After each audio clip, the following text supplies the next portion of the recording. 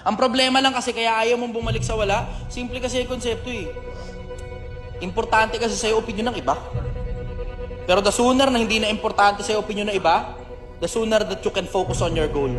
Makakatapak ka na uli kahit baby steps lang.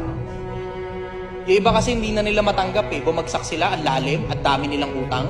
Hindi na nila matanggap yung sarili nila, yung iba eh. Diba? Pero maghanap buhay ka ngayon. Huwag mo lang tatakbuhan yung mga utang mo. Huwag mo tatakasan. Pasensya na, nasira ako ngayon eh. Kasi alam mo yun, hindi ko kasi gusto yung nangyari eh. Diba? Siguro naman kung ikaw naman yung malagay sa posisyon ko, parehas lang naman siguro tayo. Wala talaga ako ngayon eh. Wala ako ilalabas ngayon eh. Pero maghahanap buhay ako.